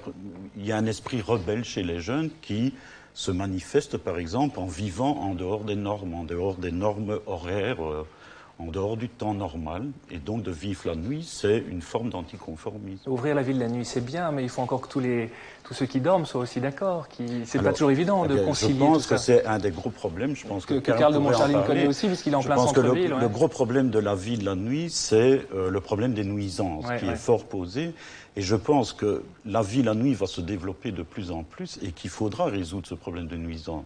Je veux dire, on ne peut pas se battre contre les nuisances des avions, des trains ou autres, et se dire, la nuit, les gens n'ont qu'à supporter. Donc je pense que c'est un problème qu'il faut gérer. Et d'ailleurs, on va tenter, il y a des expériences qui ont lieu dans d'autres pays où il y a des structures, des institutions qui réfléchissent à favoriser les manifestations de nuit, tout en contrôlant et gérant les nuisances. Et c'est une expérience qu'on va tenter de faire. Parce que les villes deviennent des villes dortoirs, quoi. On a deux problèmes essentiels. C'est dramatique. C'est un point très important, c'est de se dire, enfin, je veux dire, on se plaint beaucoup de l'insécurité en ville et surtout de l'insécurité la nuit. Alors, un type de réponse qui est apporté à ça, enfin, on l'a vu, c'est en pleine actualité dans la région de la Louvière, c'est le couvre-feu. Donc, il y a ça aujourd'hui à la Louvière contre des soirées. Il y a eu ça, une proposition du bourgmestre de Moucron d'instaurer des couvre-feux. Ben, on peut y aller, hein, je veux dire, bon, moi, je crois que c'est important, effectivement, c'est d'amener la vie. Mais je veux dire, autre chose, ce serait une autre formule, ce serait de dire, mais est-ce qu'il ne vaut pas mieux occuper les espaces qui sont déserts et qui produisent des problèmes? On a peur de se balader dans un métro tout seul tard le soir, dans une gare, etc. C'est insécurisant. Alors, est-ce que allumer la nuit, éclairer les espaces publics, les occuper dans une finalité tout autre que celle qui leur était définie au départ, est-ce que c'est pas plus intéressant pour régler... Ça s'est fait en Espagne, hein, déjà. Ça se fait en Espagne depuis 4-5 ans, ça a un succès fou. Pour l'année 2000, il y a 400 000 jeunes qui ont participé. En Espagne, ça s'appelle Hasta el Amanecer, mais donc voilà. L'insécurité, Karl? Non, moi, de mon expérience, j'ai constaté que quand on amène, prenons l'exemple par exemple pour Bruxelles, et il y a pas mal de gens qui nous regardent qui ne connaissent peut-être pas bien Bruxelles, mais il y a un exemple très frappant, c'est les Halles Saint-Géry, qui était un endroit hautement insécurité, enfin à haute insécurité, mais il n'y a plus rien depuis qu'on y a mis de la vie. C'est-à-dire on y a mis des cafés, des terrasses, du public, et depuis que la vie est arrivée dans la ville, l'insécurité s'est réduite à néant. Et donc, je crois que moi, je n'aime pas rentrer non plus dans ce débat totalitaire et en tout cas autoritariste qui amène à des dérives. Enfin, on ne va pas parler maintenant parce que ce n'est pas le débat. Mais je crois aussi qu'il est important il faut faire les choses en tenant compte, bien sûr, de son voisin, mais il faut aussi se rendre compte que la ville, c'est quelque chose de vivant. Et donc, il faut laisser la ville vivante. Et les gens qui veulent, et ça c'est mon sentiment personnel, les gens qui veulent avoir de la tranquillité et du calme, eh bien, il existe la périphérie à la ville, où là, je veux dire, à 5 h du matin, on entend les oiseaux chanter. Il faut avoir les moyens aussi de se payer une villa en périphérie. Non, mais j'ai pas parlé de villa. Je sais pas, moi. Non, mais je crois que... C'est du goût de luxe, toi. Non, il faut être conscient quand on habite en ville, il faut être conscient qu'on a quoi comme type de nuisance. On a d'abord les sirènes de police, on a les sirènes des ambulances, on a les bus, on a les trams, on a les gens, on a les klaxons. Je crois que ça fait partie de la vie. Je crois que quand on n'a pas envie de ce type de nuisance, il ne faut pas venir habiter en ville, il faut aller habiter là où il n'y a pas de type de nuisance. Je veux dire, si on veut inclure la culture et la vie culturelle la nuit en ville, ben, ça ne peut pas se faire au détriment d'autres choses. Donc je pense que c'est un problème qu'il faut gérer. Je pense que par rapport à la sécurité, l'idée c'est de vraiment... Enfin, la seule réponse, on dit aujourd'hui, ben, le responsable de la sécurité, c'est le ministre de l'Intérieur. C'est un problème qui relève du seul ministre de l'Intérieur. Et évidemment, il a des responsabilités, il faut sans doute un peu plus... il y a plus d'insécurité aujourd'hui.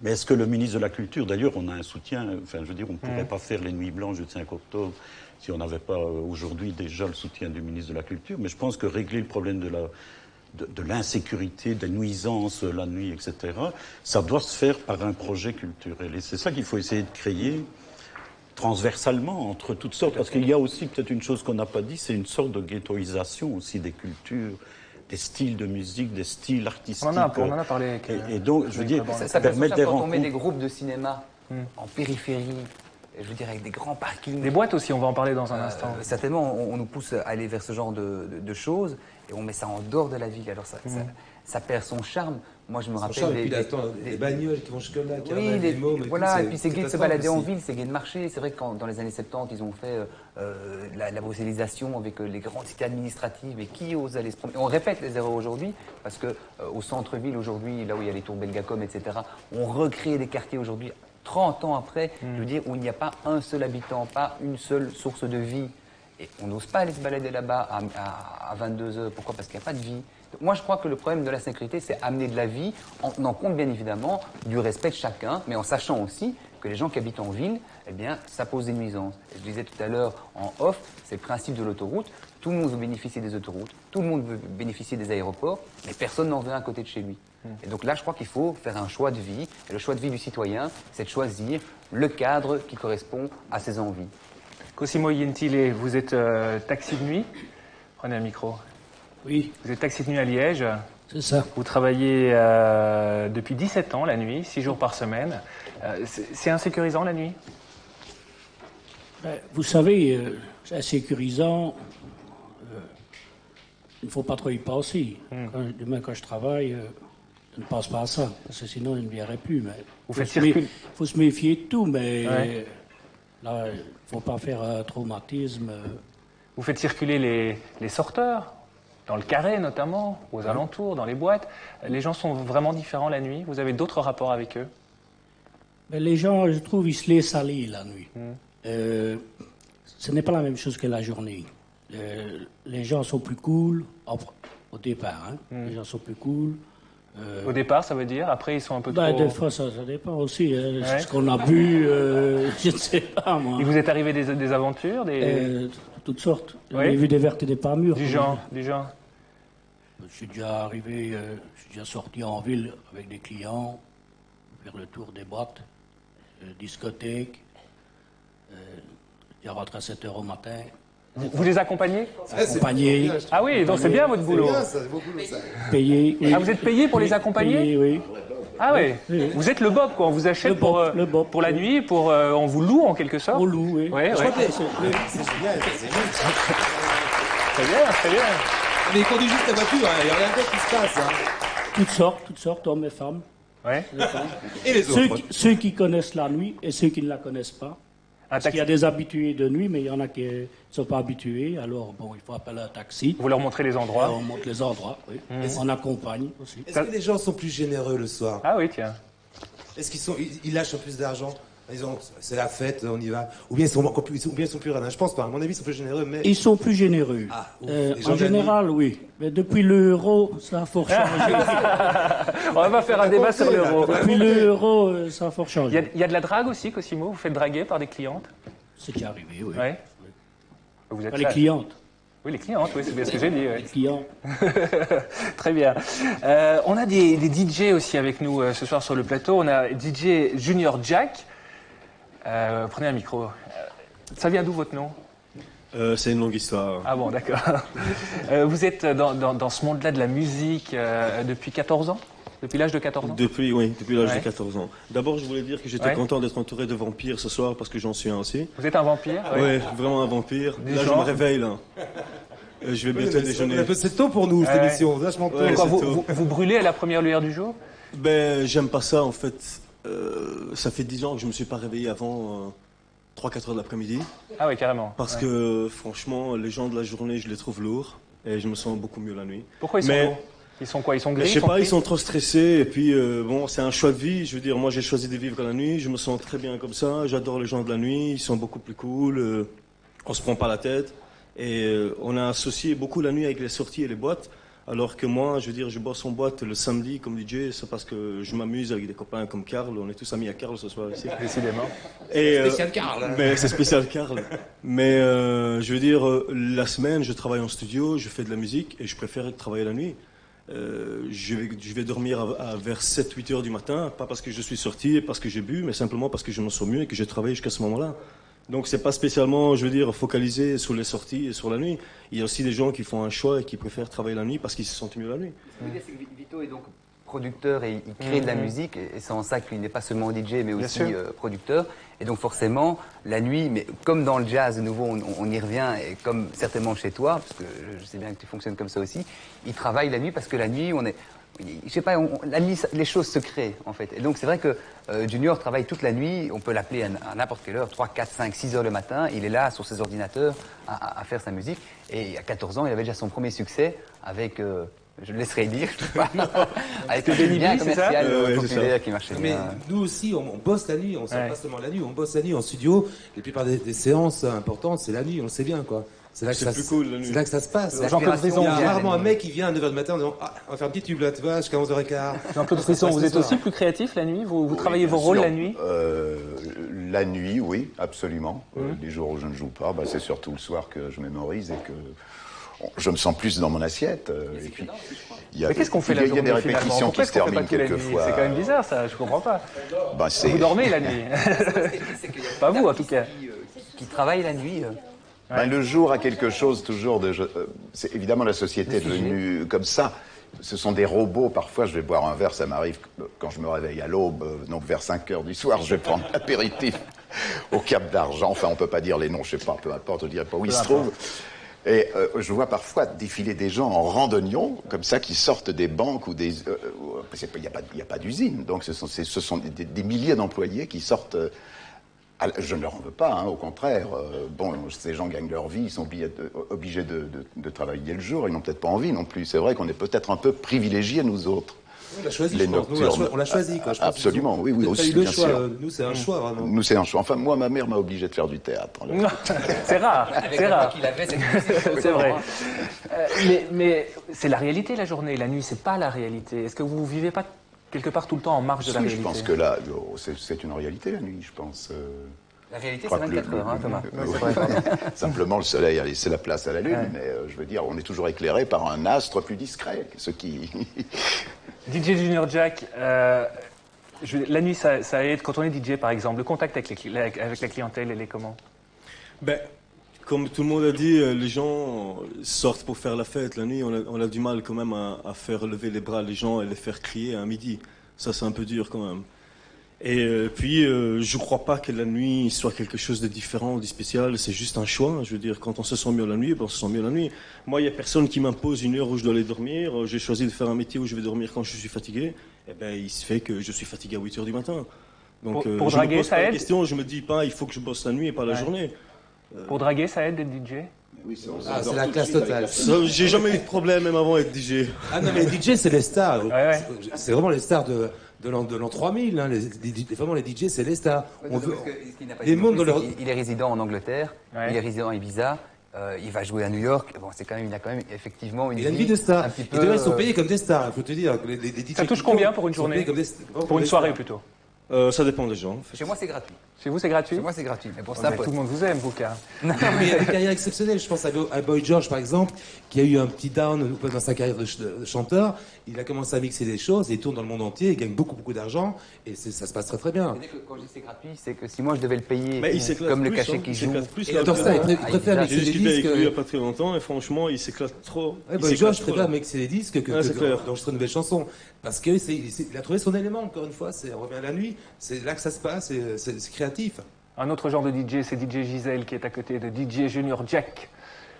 Oui, bonsoir. Vous êtes une figure mythique de Liège, vous, comme Bouldou? Si c'est vous qui dites. Ah, c'est ce qu'on dit, en tout cas, c'est ce qu'on dit. Depuis toute petite, vous aimez la nuit, vous aussi? Oui, tout Depuis quoi, l'âge de... Oh, ça remonte très loin, en fait. Je dormais au-dessus de la chambre de maman, et pour ne pas qu'elle voie que j'étais éveillée, j'avais caché tous les interstices où elle pouvait voir qu'il y avait de la lumière le soir. Donc, j'ai toujours préféré étudier la nuit, lire la nuit, m'occuper de moi la nuit. Et ça fait 18 ans que je travaille à Liège, la nuit, parce que j'aime ça, parce que j'aime la musique, parce que j'aime travailler la nuit, j'aime le contact avec les gens la nuit. Et enfin, moi, je vous écoute tous parler de grands phénomènes de mode, etc. C'est très bien. Moi, je ne fais pas du tout partie d'un phénomène de mode, je crois pas. Je fais juste ce que j'aime. Je le fais la nuit parce que ça vient comme ça, c'est en moi, c'est pas pour nous, hein. C'est pas du côté mode du tout pour nous. Non, moi c'est pas une mode du tout. C'est comme ça, c'est pas rien à voir avec la mode. Non, justement, c'est ce que je dis. Même dans ma musique, c'est pas complètement démodé. C'est pas la musique que je passe, c'est pas du tout. Enfin, si, je peux passer un peu de techno, Laurent Garnier, des choses comme ça. Mais je suis très depuis les années 60 jusqu'à maintenant, on est en 40 ans de musique derrière nous. Vos horaires, c'est quoi? Mes horaires actuellement, je les cherche un peu parce que je suis dans une mouvance où je change d'horaire. Mais c'est généralement le week-end jusqu'à 6-7 heures du matin, vendredi, samedi. Dimanche, généralement, je vais me dormir un peu plus tôt parce que j'ai le petit qui commence à l'école à 8h30. Alors justement, vous avez un fiston de 13 ans. Oui. Le pauvre, il se débrouille vraiment bien souvent. Oui. Souvent, il se débrouille tout seul quand même le matin. Il a l'habitude d'avoir une maman qui se lève fort tard. C'est compatible d'être maman et de oui, bien travailler sûr. la nuit? Oui, tout à fait. Oui, je l'adore, mon fils. Ouais, moi, j'ai un petit souci, c'est que je rentre après mes enfants, tu vois. Oui, c'est dur. Alors, je me retrouve, j'ai un espèce de flashback. Comme quand j'avais 14 ou 15 ans, je m'enlève les chaussures, je monte gentiment comme ça. Pour pas que les enfants entendent. Pour pas faire engueuler par les enfants. Voilà, c'est les enfants. Non, pas ça, mais en tout cas, ce que je sais, c'est qu'il me laissait dormir le matin, parce que j'ai beaucoup vécu seule avec lui, et il me laissait dormir le matin, sans problème, ça se passait vraiment bien. Et puis maintenant, depuis qu'il est en humanité, il se relève de nouveau le matin tout seul, parce qu'avant j'allais le conduire à l'école, et je me levais, puis je me rentrais dormir, et puis je me relevais quand j'avais fini de dormir. Quand il était tout bébé, vous aviez le couffin à côté Oui, je le prenais avec moi. Donc depuis qu'il est petit, il entend des boum boum dans la tête? Non, j'étais enceinte, j'ai arrêté de bosser pendant 9 mois. Ah d'accord, ok. Mais tu vois, mais on peut revenir encore aux enfants, tu vois, pas seulement les boîtes et les bars et les restos la nuit. Et moi, je vois les mômes qui sont sur Internet toute la nuit. Et c'est aussi des oiseaux de nuit. Bien sûr. Et ils fonctionnent toute la nuit. C'est un problème à la maison, ça, justement. Et vraiment, je te dis, ils préfèrent faire ça que la journée. Vraiment, c'est pas leur truc, mais à partir de 11h jusqu'à 4, 5h, 6h du matin, ils sont devant l'écran et s'amusent beaucoup. Et c'est vraiment leur truc. C'est aussi une façon de vivre la nuit. Le fiston de 13 ans, il vous accompagne parfois? Non, parce qu'en fait, je crois qu'il commence à changer et à, justement, lui, décider de vivre plutôt le jour. Il adore se lever pour aller sur Saint-Folia le matin, le vendredi à 5h, 6h. Il faut vraiment lui interdire de se lever très très tôt. Bon, il choisit, s'il a envie d'aller dormir à 2h du matin le vendredi, je suis encore là pour lui dire c'est un peu tard. Mais si ça arrive qu'il aille dormir à 3h parce qu'il est occupé à faire quelque chose qui le passionne, je le laisse dedans, puisque le lendemain il peut dormir. Je ne vois pas pourquoi je l'interdirais de dormir. C'est cool d'avoir une maman comme ça. Hein. Ah, merci. Bien, allez, on va toi, accueillir... mon petit Thomas, tu t'es engueulé? On va accueillir nos 2 derniers invités. Il s'agit de Mike Adams et du docteur Gary Hartstein. Mike Adams, ni acteur ni chanteur, mais grand sorteur. Sortir en boîte, il y a que ça de vrai, 3 à 4 fois par semaine. Il s'y prépare, s'est fait son itinéraire, bref, un oiseau de nuit pur jus. Gary Hartstein, médecin urgentiste au CHU de Liège. L'autre versant de la nuit, il connaît les accidents, les bagarres et overdoses. La nuit, version danger, les discothèques loin des villes, l'alcool et les drogues de plus en plus frelatées. Bien, soyez les bienvenus. Vous êtes les 2 derniers. Vous avez suivi le débat dans les coulisses. Docteur Gary Hartstein, vous travaillez au service des urgences du CHU de Liège. On va en parler. On va parler alcool, on va parler drogue. Il faut une consistance particulière, une physiologie particulière pour sortir. Ces gens-là, on a l'impression, oui. Très content que vous en parlez parce qu'en écoutant Karl et Bouldou, ayant vécu quand même trop vieux maintenant, mais ayant vécu une partie de la nuit, il est clair qu'une chose ressorte tout le temps, et c'est la magie de la nuit. Cette magie, je suis en train de réfléchir, je pense en partie, et peut-être en grande partie, est due au fait que nous sommes faits pour la journée. Nous ne sommes pas des félins qui vivent la nuit. Ce n'est pas physiologiste de la sommeil. Mais il est clair que la nuit, pour nous, est un moment tout à fait différent que la journée, en ce sens qu'on n'est pas fait pour vivre la nuit. Et quoi, on a d'autres sensations? On vit les choses différemment? Je ne sais pas quoi c'est. Bon, la vision est évidente, on a parlé, tous les chats sont gris la nuit. Je pense que nos cycles sont faits de façon à ce que nous vivons la nuit est peut-être plus intense. On a parlé des robots de la journée. Ben, la journée, on peut presque dire que la journée, c'est la production, la consommation, c'est la vie, entre guillemets, normale. Et puis, qu'est-ce qui est revenu, la nuit, c'est créative. Alors, je me demande si, en fait, les bases de cela n'est pas purement psychologique, mais quand même un peu physiologique, parce que ça revient tout le temps. Qu'est-ce qui fait cette magie? Et je pense que ça relève du fait que ce n'est pas tout à fait normal, c'est-à-dire naturel, de vivre la nuit. On n'est pas fait pour aller chasser la nuit. Vous n'êtes pas normaux, mes amis. Mike Adams, vous vous retrouvez dans cette définition? Disons que pour moi, la nuit, c'est pas tellement la partie créative qui ressort, c'est plutôt le fait que le temps prend une autre dimension. Donc on a plus de temps la nuit. La journée, on est stressé, on a des rendez-vous, il faut toujours être à l'heure. La nuit, eh bien, il n'y a pas de temps. Donc on a une liberté totale. Également, toutes les règles qui régissent notre société la journée, la nuit, elles n'existent pas. Il y a d'autres règles, effectivement, peut-être plus ou moins floues, plus ou moins définies. Mais ça nous donne une liberté qu'on n'a pas du tout la journée. C'est pour ça que c'est un monde un peu magique, finalement. Vous avez 25 ans, vous êtes bruxellois. Oui. Vous êtes un grand sorteur dans l'âme. Vous travaillez la journée, vous travaillez dans l'informatique? Je travaille dans le marketing informatique, donc j'ai un boulot assez sérieux, si je puis dire. C'est un boulot qui me plaît beaucoup. Donc je suis content de me lever le matin pour aller travailler. Mais le week-end, pour moi, c'est vraiment tout à fait autre chose. Il faut absolument que je sorte pour garder un équilibre, justement. Vous sortez combien de fois par semaine? Ça varie. Ça va jusqu'à 7-8 boîtes par semaine. Parfois 2-3. Enfin, ça dépend d'un week-end à l'autre. Il y a des chouettes soirées ou pas. Disons que quand je sors je me mets vraiment dans un autre état d'esprit. C'est tout un rituel un peu, on rentre dans le monde de la nuit, dans le monde de la... Un rituel, racontez-nous. Bah, ça commence quoi? La préparation, trouver ses vêtements? Déjà, là, quelques jours avant, on a déjà l'excitation de savoir qu'on va sortir ce week-end à une chouette soirée. Puis on va aller téléphoner à tous ses amis pour voir qui va y aller avec nous. Et ensuite, le rituel commence le soir même, effectivement. Il faut dormir toute la journée avant pour être en forme. Ah oui, d'accord. Souvent, le week-end en tout cas. Ouais, d'accord. Puis le soir même, choisir ses vêtements, je sais pas moi, s'apprêter à sortir, se mettre dans un bon état d'esprit. Vous mettez combien de temps pour vous préparer? Ça varie, ça peut aller, il faut une bonne heure, je dirais. Ouais. Aussi écouter de la musique toute la journée, ou le soir en tout cas, pour se réveiller, se mettre en forme. Puis téléphoner à tous les amis, recevoir des SMS, etc. Et puis on sort vers 2-3 heures, et ça peut durer jusqu'à 8 heures du matin, comme ça peut durer jusqu'à 16 heures. C'est pas un peu artificiel comme mise en forme Alors c'est artificiel, mais c'est un rituel qui devient vraiment... ça fait partie de ma vie. Je pense que quand on se lève le matin, qu'on met un costard-cravate pour aller travailler, c'est aussi artificiel. C'est un autre rituel.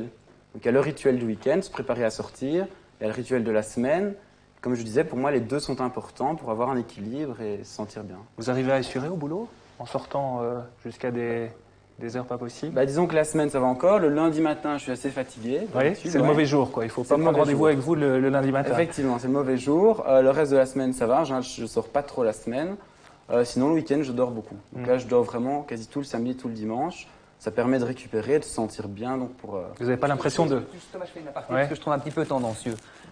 Nous, les jeunes, et on est jeunes aujourd'hui jusqu'à 45, 50, 55, 60 ans. Donc, nous, les jeunes, nous sommes normalement constitués et nous pouvons très très bien passer 24 heures sans dormir. Sans problème, oui. Il ne faut pas toujours dire que comment vous faites quand vous sortez, etc., comment vous faites en travaillant, etc. On est des humains, on est en pleine santé, on est en pleine forme. Il y a tout à fait moyen de s'amuser jusqu'à des heures pas possibles, tout en étant normal, quoi. Donc ce n'est pas un exploit, je dirais, que de sortir comme lui sort de manière régulière. Et c'est encore moins un exploit à 25 ans qu'à... On va demander au médecin, on va demander au médecin ce qu'il en pense. Non, Dr. Gary-Hartstein. Je pense que j'étais en train de me dire à peu près la même chose. Nous faisons des gardes régulièrement, donc c'est un boulot de 24 heures.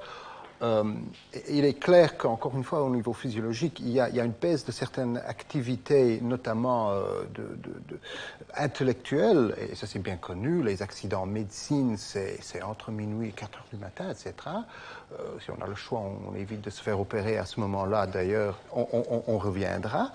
Mais il est clair que si à ce moment-là, plutôt que d'être occupé avec un travail intellectuel, mais plutôt quelque chose de physique avec un rythme, il n'y a pas de problème. Et à mon avis, le fait d'être actif au niveau moteur, musical, etc. J'ai compris le problème. Moi, je suis à 3 heures du matin. C'est mon côté un peu décalé à ce moment-là, parce que j'ai eu un mauvais praticien qui m'a accouché.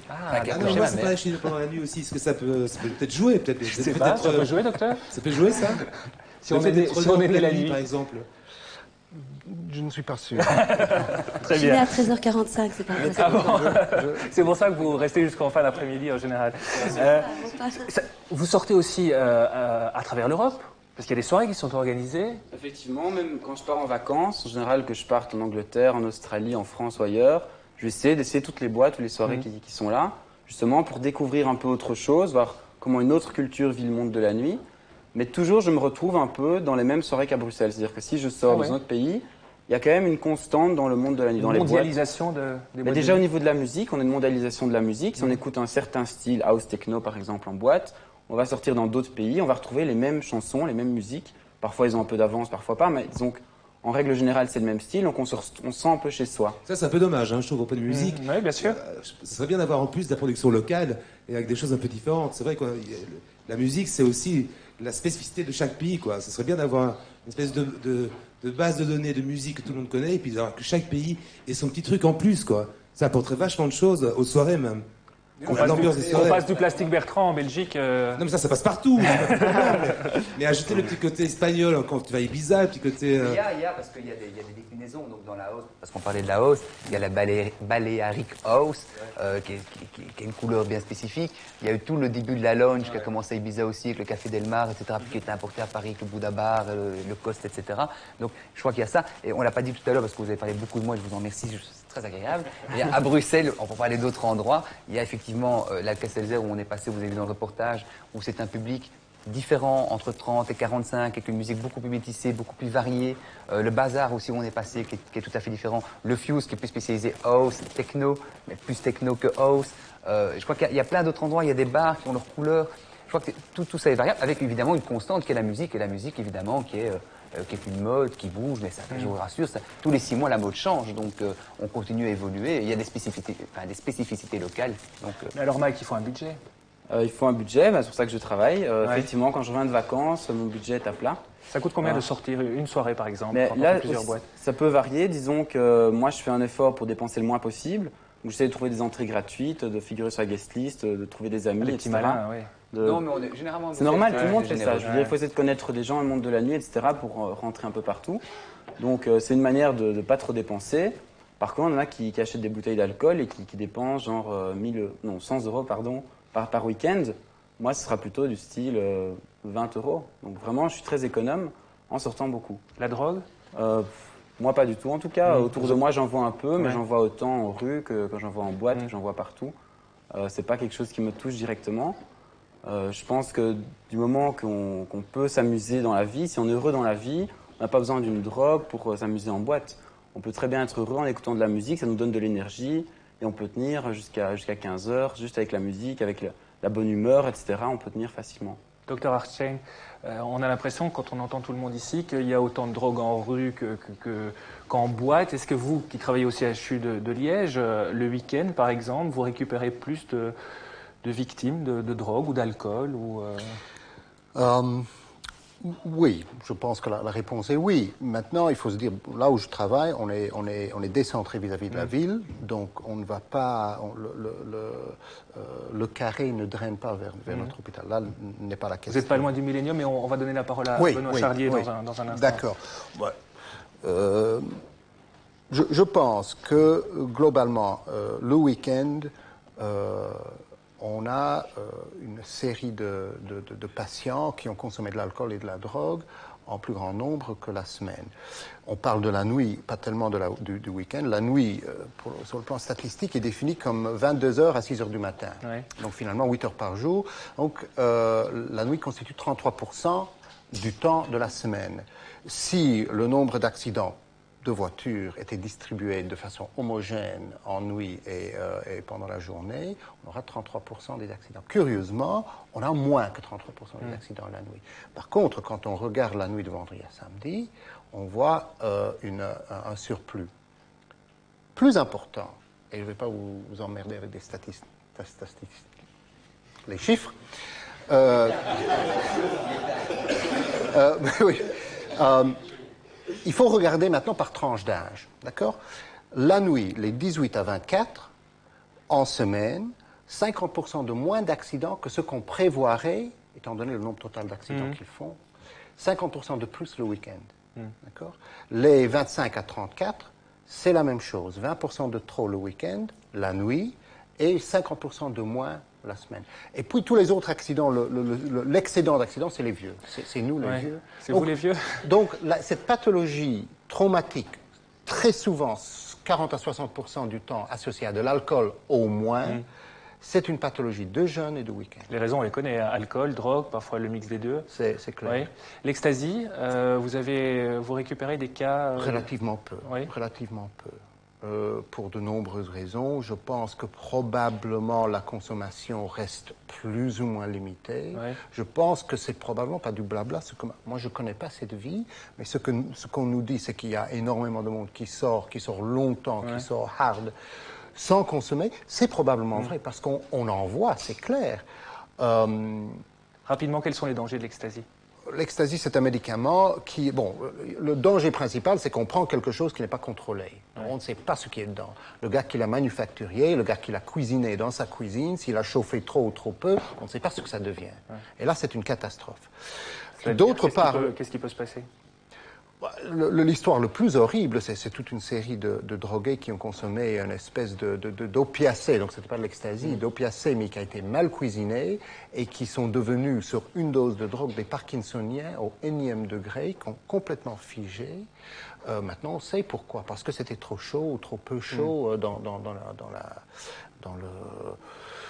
C'est qu'il n'y a pas de contrôle. Oui, il n'y a pas de on contrôle, parlait justement de médecins du il y a une monde. hypocrisie politique qui est immense sur le sujet. Et ça, il ne faut pas laisser faire. Et le Attends, problème, les c'est qu'il faudra produits encore sont- attendre 50 ans pour qu'on se dise, voilà, les drogues existent, mettons-les en pharmacie avec un contrôle social. Ça, c'est votre point de vue, oui. Mon point de vue personnel, hein, vraiment personnel. Ça, Et je crois c'est que un tant qu'il n'y a débat, pas c'est un une débat. vente des drogues, quelle qu'elle soit, en pharmacie, avec un contrôle social, que ça soit moins hype de prendre de la drogue parce qu'il a fallu la chercher à la pharmacie et pas un petit dealer, machin, dans un coin, caché derrière un truc, où je veux dire, ça amène du charme aussi dans les toilettes, etc., des clubs, entre les stars, etc., va t'en savoir. En tout cas, c'est comme ça qu'ils le ressentent, parce qu'il y a un interdit, donc il y a une transgression de l'interdit. On parlait tout à l'heure des jeunes qui aiment bien transgresser les choses. Oui, ça joue. Je crois qu'à partir du moment où c'est vendu en pharmacie, avec un contrôle social, avec un contrôle de ce qu'il y a dans les ingrédients. Parce que le jour où ta fille, Thomas, va aller dans un endroit, quel qu'il soit, la journée ou le soir, c'est pour ça que je dis un jour, ou peut-être une nuit, mais c'est facile. Mais le jour où ta fille ou ton garçon prendra une drogue, tout comme le mien ou la mienne, et on ne saura pas ce qu'il y a dedans, je trouve ça beaucoup, beaucoup plus dangereux que le fait que ça soit interdit ou toléré. Et donc moi, j'appelle le pouvoir politique à prendre conscience de ça et à mettre en place, je veux dire, à arrêter de jouer la politique de l'autruche avec des descentes occasionnelles qui ne servent à rien, comme les contrôles autoroutiers. On parle de 20% tous les week-ends d'accidents supplémentaires. Où est la police? Où sont les contrôles, excepté 2 fois ou 3 fois par an avec un appui médiatique? Dans le concret, ils ne sont pas là. Dans le concret, les jeunes meurent. Et dans le concret, les gens prennent des crasses qu'ils ne connaissent pas et qu'ils ne maîtrisent pas. Je trouve que là est le danger. Ok, Karl. On va vite terminer parce qu'on a dépassé largement le temps. On va terminer avec Benoît Charlier. Bonsoir.